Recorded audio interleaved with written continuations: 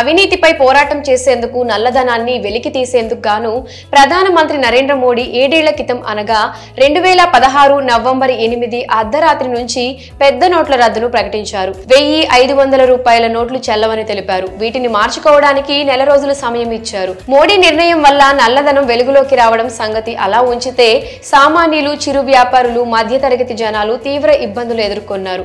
ఈ ఏడాది 2000 నోటును ఉపసంహరించిన సంగతి తెలిసిందే. ఇక తాజాగా 100 నోట్లు చెల్లదనే ప్రచారం వెలుగులోకి వచ్చింది. గత కొద్ది రోజులుగా పాత 100 రూపాయల నోట్లకు సంబంధించి సోషల్ మీడియాలో ఓ రూమర్ షికారు చేస్తుంది. మోడీ ప్రభుత్వం కొత్త ఏడాదిలో పాత 100 రూపాయల నోటును రద్దు చేయబోతుందంటూ పోస్టులు పెడుతున్నారు.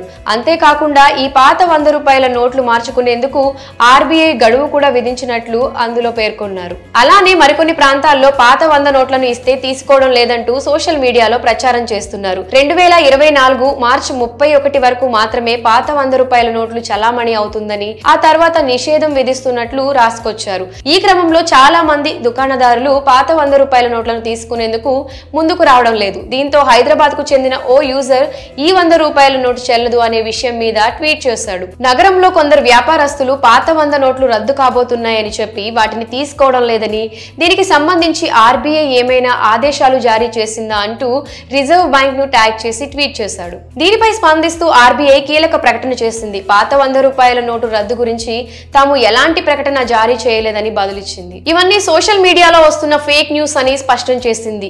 ఎట్టి పరిస్థితుల్లోనూ పాత 100 రూపాయల నోట్లను రద్దు చేయబోమని తెలిపింది.